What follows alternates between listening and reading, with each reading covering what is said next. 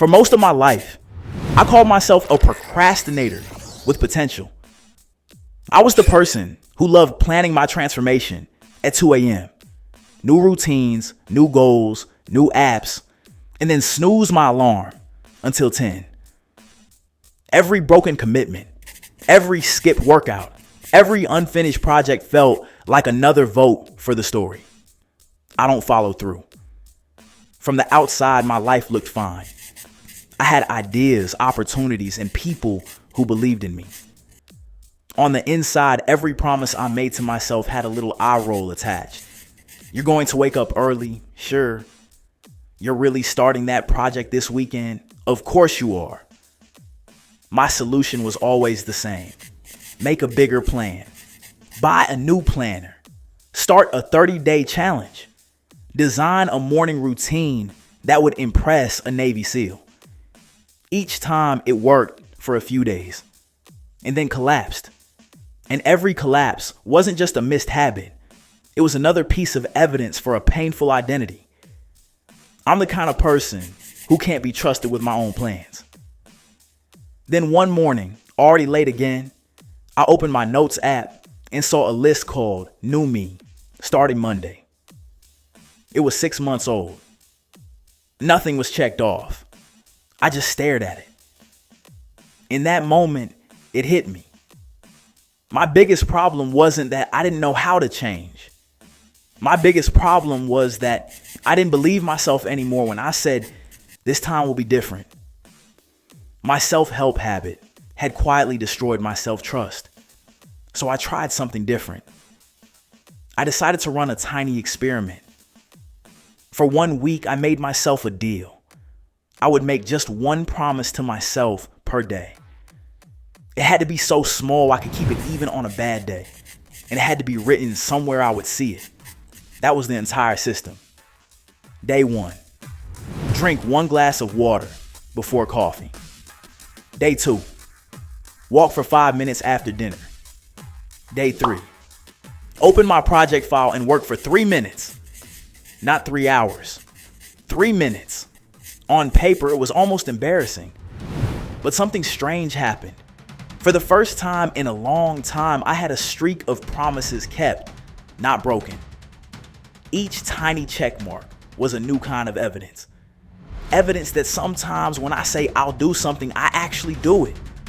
And that feeling was addictive in a completely different way than planning my next big reinvention. After a week, I extended the experiment. I gave myself a new rule. No more secret promises. If I wasn't willing to write it down and track it, I wasn't allowed to call it a goal. Every commitment had to pass 3 tests. Is it visible? Is it realistic? And does it protect my reputation with myself? That last question changed everything. Does this promise protect my reputation with myself?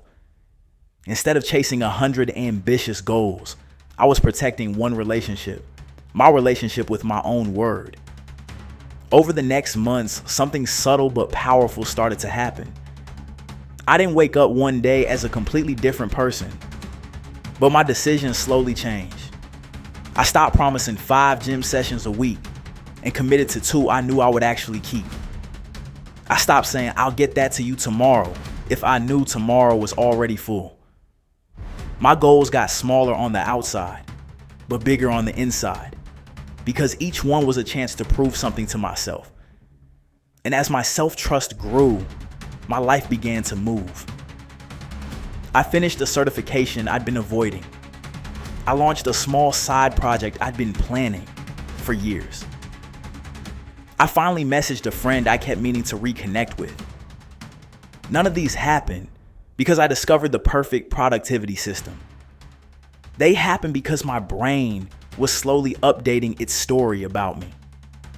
The story shifted from I don't follow through to when I say I'll do something, there's a good chance I will. People started saying, you seem more confident lately.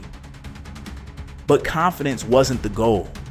It was just a side effect of having a new track record with myself.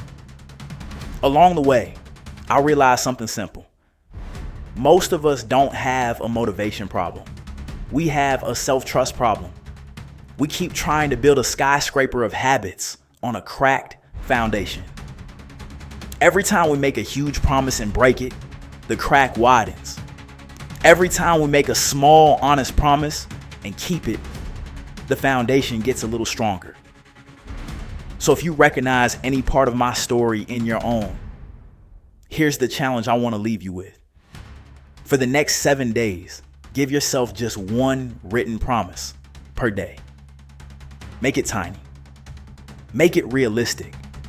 Put it somewhere you will see it. And then treat that promise as seriously as a promise to your best friend. At the end of the week, don't just ask, did my life change? Ask a better question. Do I believe myself a little more than I did 7 days ago? Because once you start to trust your own word again, every strategy, every habit, every goal you already know about finally has something solid to stand on. Self-trust before self-improvement. That's where real change begins.